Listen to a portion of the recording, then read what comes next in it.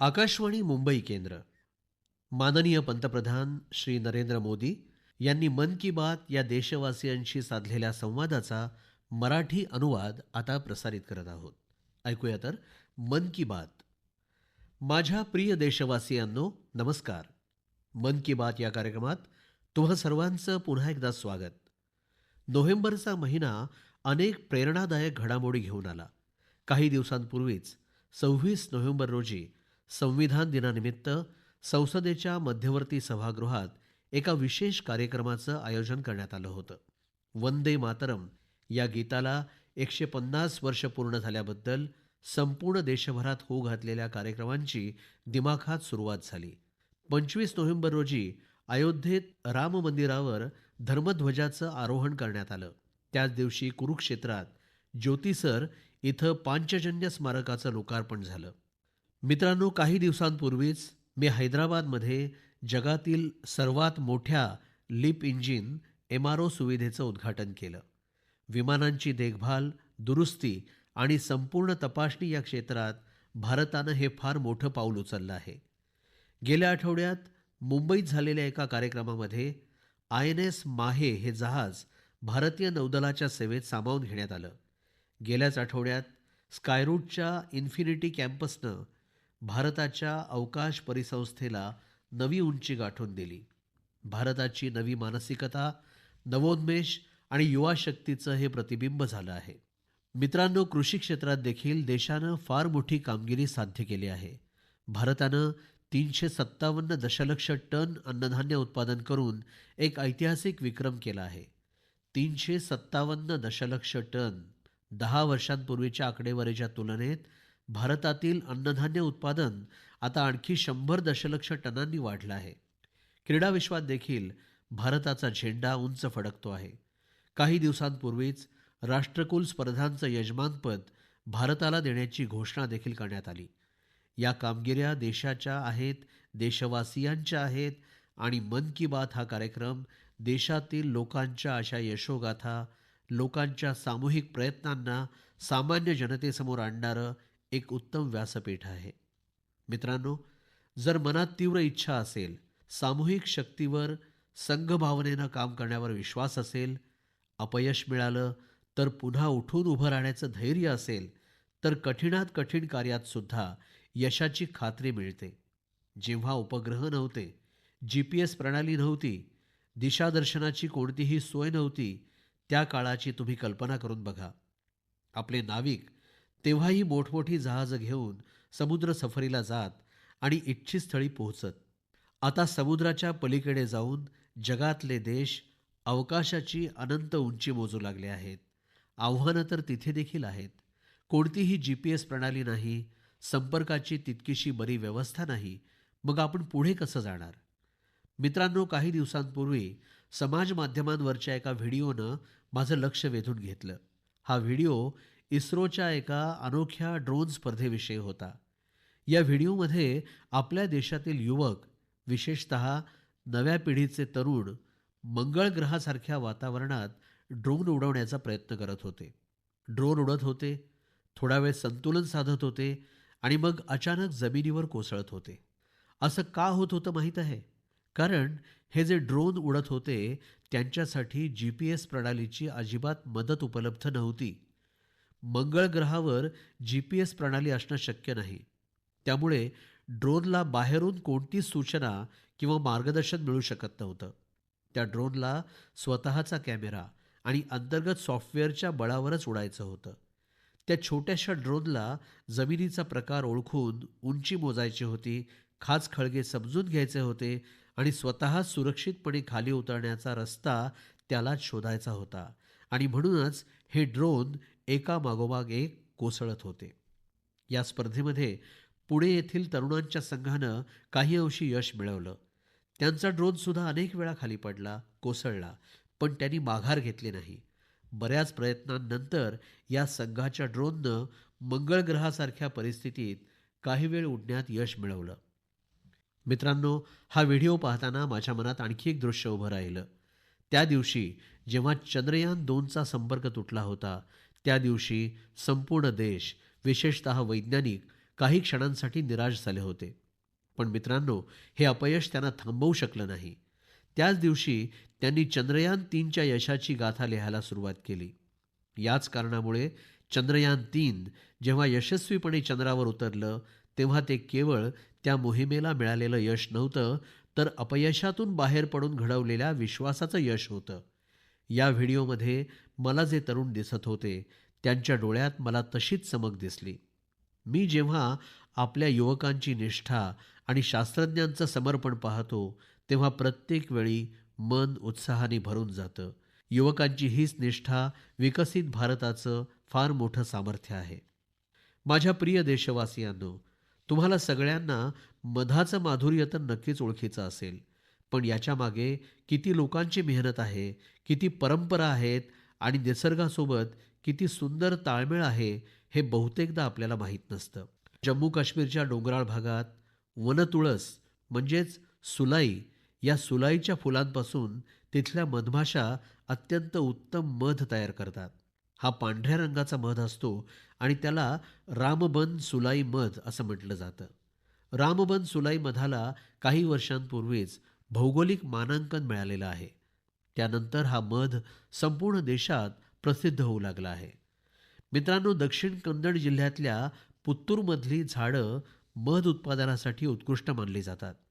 तिथली ग्रामजन्य नावाची शेतकरी संस्था या नैसर्गिक देणगीला नवी दिशा देत आहे. ग्रामजन्य संस्थेनं तिथं एक आधुनिक प्रक्रिया संयंत्र उभारलं, ज्याच्याशी प्रयोगशाळा, बाटल्यांमध्ये भरण्याची प्रक्रिया, साठवण आणि डिजिटल मागोवा यासारख्या सुविधा संलग्न करण्यात आल्या. आता हाच मध ब्रँडेड उत्पादनाचं रूप घेऊन गावातून शहरात पोचला आहे. 2,500हून अधिक शेतकऱ्यांना या उपक्रमाचा लाभ मिळाला आहे. मित्रांनो, कर्नाटकातल्याच तुमकुरू जिल्ह्यात शिवगंगा कालंजिया नावाच्या संस्थेचा उपक्रम देखील अत्यंत कौतुकास्पद आहे. या संस्थेतर्फे प्रत्येक सदस्याला 2 मधुमक्षिका पालन पेट्या दिल्या जातात. या कार्याद्वारे या संस्थेनं अनेक शेतकऱ्यांना स्वतःच्या उपक्रमाशी जोडून घेतलं आहे. या संस्थेतले शेतकरी एकत्र मध काढतात, त्याला उत्तम पॅकेजिंग करतात आणि स्थानिक बाजारात घेऊन जातात. यातून त्यांना लाखो रुपयांची कमाई सुद्धा होत आहे.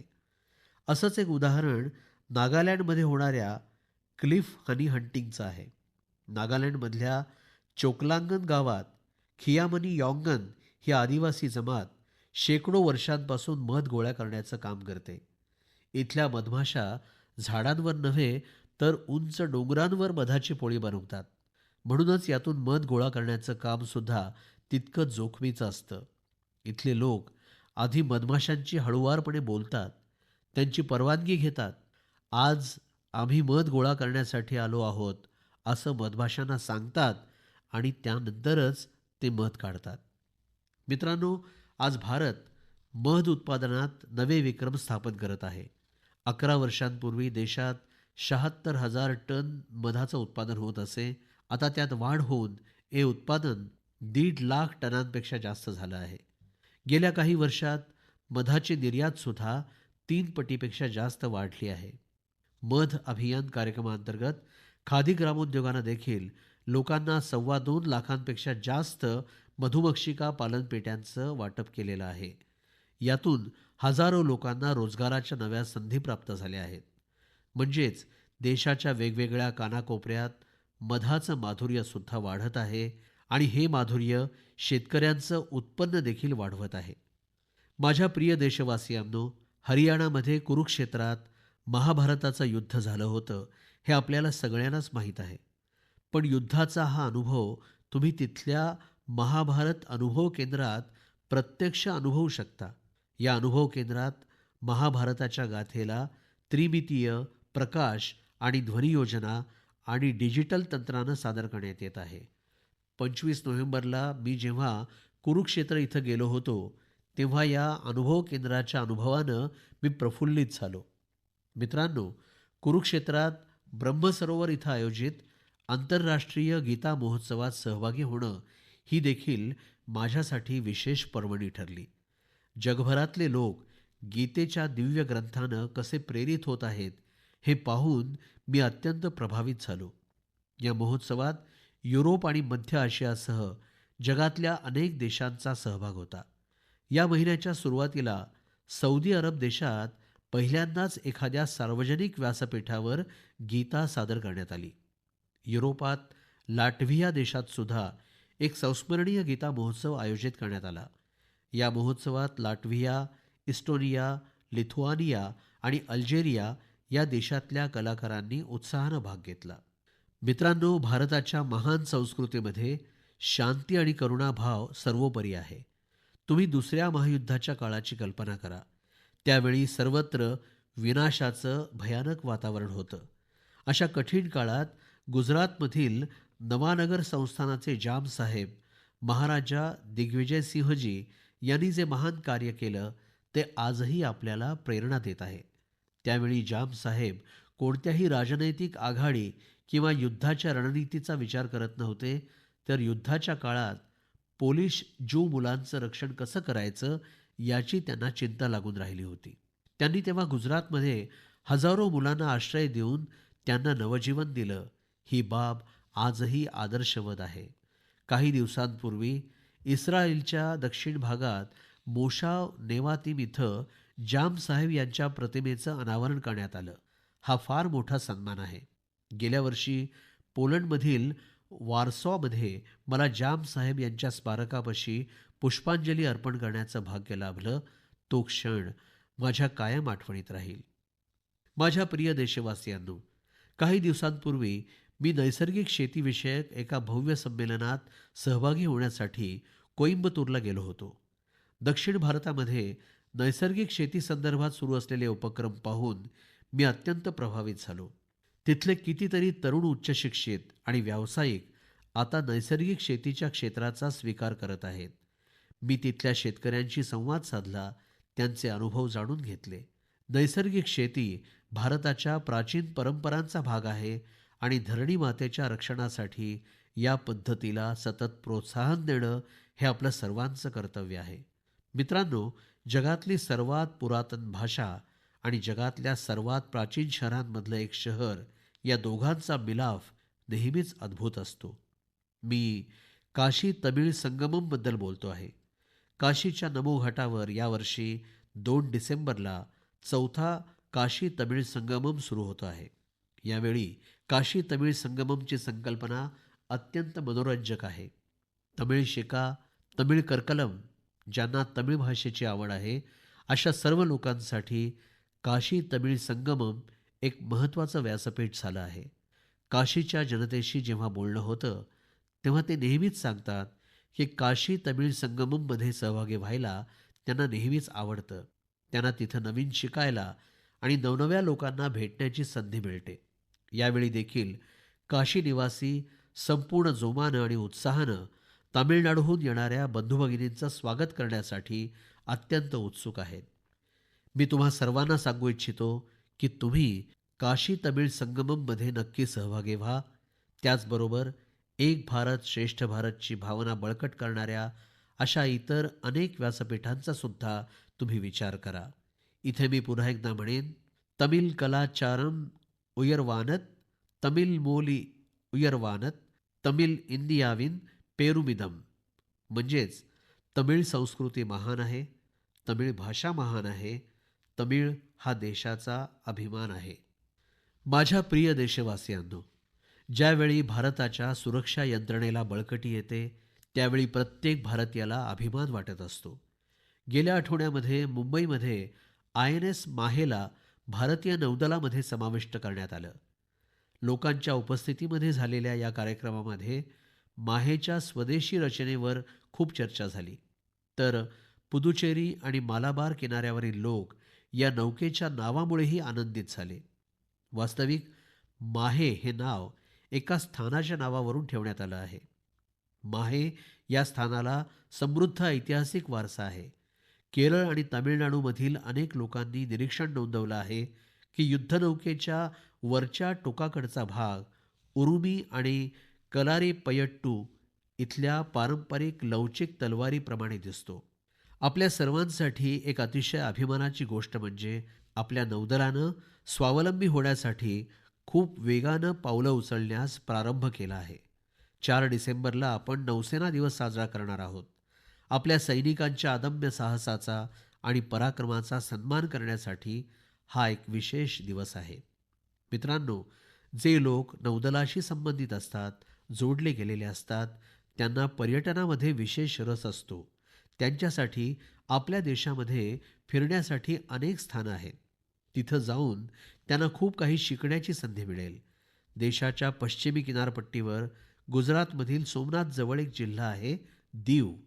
दीवमध्ये INS खुकरीला समर्पित खुकरी मेमोरियल अँड म्युझियम आहे. तसंच गोव्यामध्ये नेव्हल एव्हिएशन म्युझियम आहे.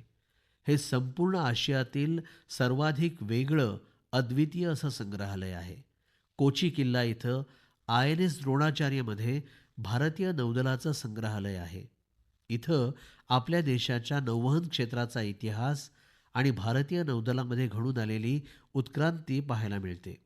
श्री विजयापुरम म्हणजेच ज्या स्थानाला पूर्वी पोर्ट ब्लेअर असं म्हणत होते, तिथं समुद्रिका नौदल संग्रहालय आहे. त्याच्या माध्यमातून या क्षेत्राचा समृद्ध इतिहास आपल्याला जाणून घेता येतो. कारवारच्या रवींद्रनाथ टागोर सागरी किनाऱ्यावरील युद्धनौका संग्रहालयामध्ये क्षेपणास्त्र आणि युद्ध साधनं आणि हत्यारं यांच्या प्रतिकृती ठेवण्यात आल्या आहेत. विशाखापट्टणम इथंही भारतीय नौदलाशी संबंधित एक पाणबुडी, हेलिकॉप्टर आणि लढाऊ विमानांचं संग्रहालय आहे. आपल्या सर्वांना, विशेषतः ज्यांना लष्करी इतिहासामध्ये रस आहे, अशा लोकांना माझं सांगणं आहे की तुम्ही एकदा तरी अशा संग्रहालयांना जरूर भेट द्यावी आणि ती पाहावीत. माझ्या प्रिय देशवासियांनो, थंडीचे दिवस सुरू होत आहेत आणि त्याचबरोबर हिवाळ्यातील पर्यटनाचाही काळ आता सुरू झाला आहे. जगातील अनेक देशांनी थंडीमध्ये केल्या जाणाऱ्या पर्यटनाला अर्थात हिवाळी पर्यटनाला आपल्या अर्थव्यवस्थेचा खूप मोठा आधार बनवला आहे. अनेक देशांमध्ये जगातील सर्वात मोठे यशस्वी हिवाळी महोत्सव आणि हिवाळी क्रीडा मॉडेल्स तयार करण्यात आली आहेत. या देशांनी skiing, snowboarding, snow trekking, ice climbing आणि फॅमिली स्नो पार्क्स यासारखे अनुभव लोकांना देण्यामध्ये आपली वेगळी ओळख निर्माण केली आहे. त्यांनी आपल्या हिवाळी महोत्सवालाही वैश्विक आकर्षणांमध्ये रूपांतरित केलं आहे. मित्रांनो, आपल्या देशामध्येही हिवाळी पर्यटनाच्या दृष्टीनं खूप क्षमता आहे. आपल्याकडे डोंगर, पर्वतरांगा आहेत, संस्कृतीही आहे आणि ॲडव्हेंचर अर्थात साहसी खेळांविषयी अनंत अमर्याद शक्यता आहेत. मला आनंद वाटतो की या दिवसांमध्ये उत्तराखंडचा हिवाळा पर्यटनप्रेमींना खूप आकर्षित करत आहे. हिवाळ्यामध्ये औली, मुनस्यारी, चोपटा आणि डेयारा यासारखी ठिकाणं खूप लोकप्रिय होत आहेत. अलीकडेच काही आठवड्यांपूर्वी पिथौरागड जिल्ह्यातील 14,500 फुटांपेक्षा अधिक उंचीवर आदी कैलाशमध्ये राज्याच्या पहिल्या सर्वाधिक उंच स्थानावर अल्ट्रा रन मॅरेथॉनचं आयोजन करण्यात आलं होतं. यामध्ये देशभरातून 18 राज्यातील 750 पेक्षा जास्त धावपटूंनी भाग घेतला होता. 60 किलोमीटर लांबीच्या आदी कैलाश परिक्रमा रनचा प्रारंभ अगदी गोठवणाऱ्या थंडीमध्ये पहाटे 5 वाजता झाला. इतकी कडाक्याची थंडी असतानाही लोकांचा उत्साह कौतुकास्पद होता. आदी कैलासच्या यात्रेमध्ये पूर्वी म्हणजे अगदी 3 वर्षांपूर्वी साधारणपणे 2,000पेक्षाही कमी पर्यटक सहभागी होत होते. आता ही संख्या वाढून 30,000पेक्षाही जास्त झाली आहे. मित्रांनो, काही आठवड्यातच उत्तराखंडमध्ये हिवाळी क्रीडा स्पर्धांचंही आयोजन होणार आहे. देशभरातील क्रीडापटू, साहसी क्रीडाप्रेमी आणि क्रीडा क्षेत्राशी संबंधित लोक या आयोजनाविषयी उत्साहित आहेत. स्कीइंग असो अथवा स्नोबोर्डिंग, बर्फावर होणाऱ्या अनेक प्रकारच्या खेळांची तयारी आता सुरू झालेली आहे. उत्तराखंडनं हिवाळी पर्यटनाला प्रोत्साहन देण्यासाठी वाहन संपर्क व्यवस्था आणि पायाभूत सुविधा निर्माण करण्यावर लक्ष केंद्रित केलेलं आहे.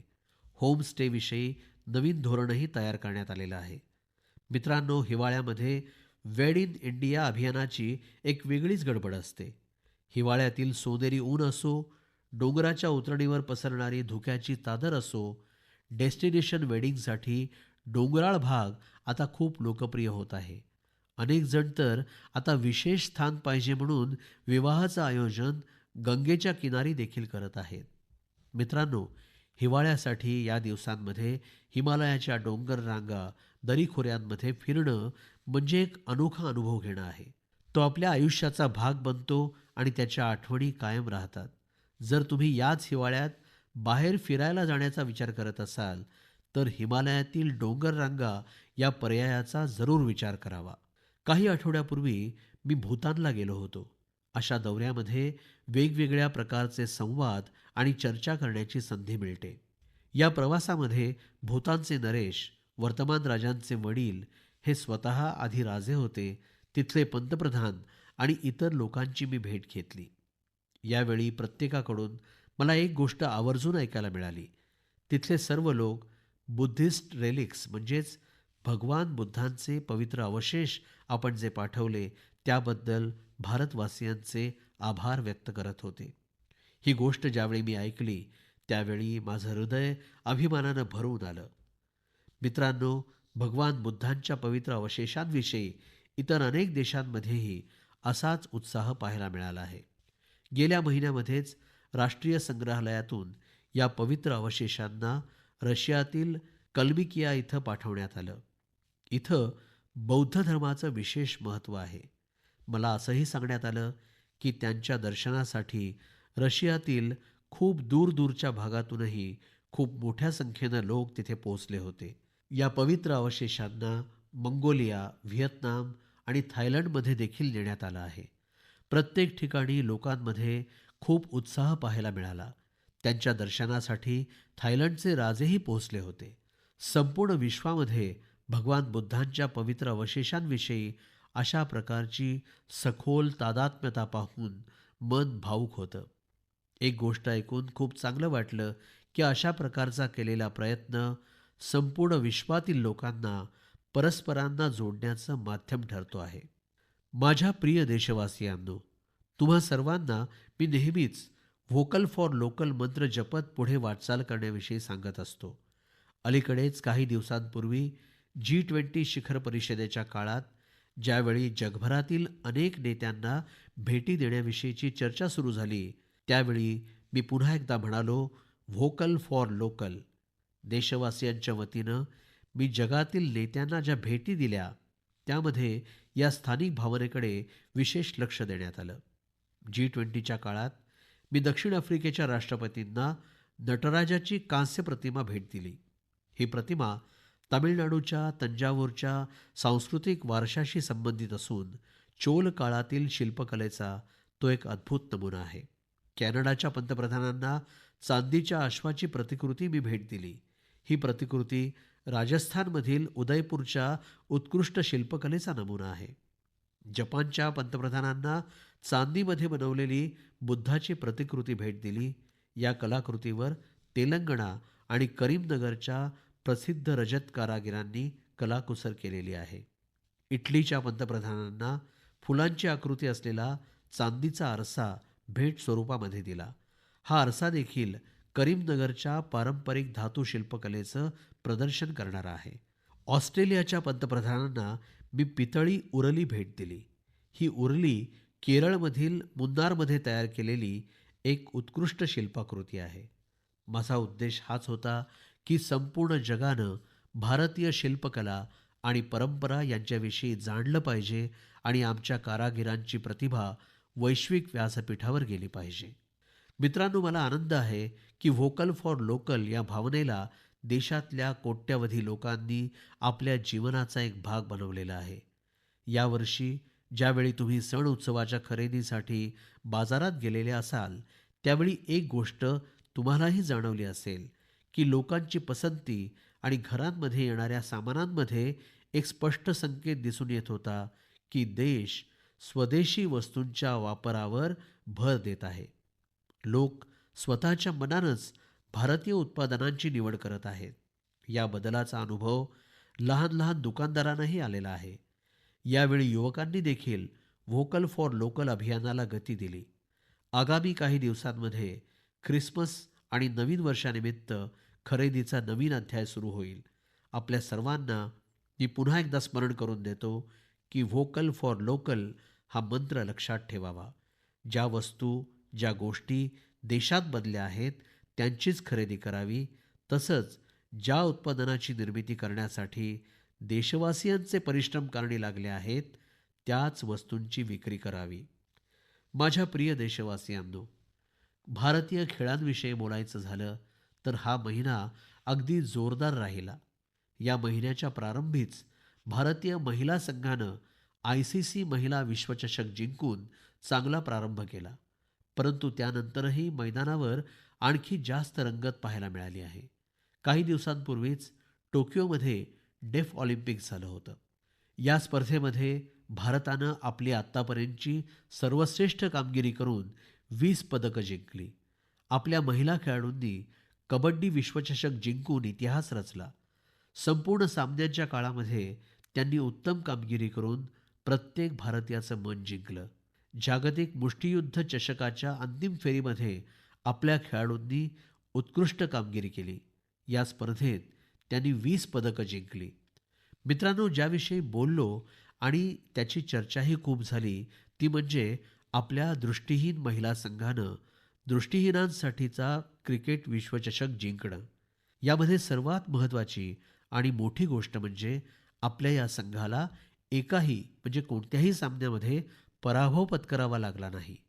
या संघानं प्रत्येक सामना जिंकला आणि अखेर स्पर्धा आणि विश्वचषकही जिंकला. देशवासियांना या संघाच्या प्रत्येक खेळाडूविषयी खूप अभिमान वाटतो. या विजयी संघाची मी पंतप्रधान निवासस्थानी भेट घेतली.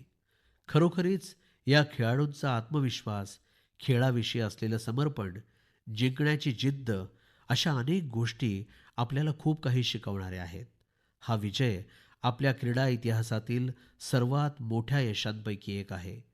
या खेळाडूंचा विजय प्रत्येक भारतीयाला प्रेरणा देत राहील. मित्रांनो, अलीकडे आपल्या देशामध्ये एन्ड्युरन्स स्पोर्ट्सची एक नवीन क्रीडा संस्कृतीही वेगानं उदयास येत आहे. एन्ड्युरन्स स्पोर्ट्स याचा अर्थ मला म्हणायचं आहे की अशा क्रीडाविषयक कार्यक्रमामध्ये आपल्या मर्यादेचं परीक्षण केलं जातं, परीक्षा घेतली जाते. काही वर्षांपूर्वीपर्यंत मॅरेथॉन, बाईकथॉन यासारख्या विशेष कार्यक्रमांचं आयोजन काही विशिष्ट लोकांपर्यंतच मर्यादित होतं.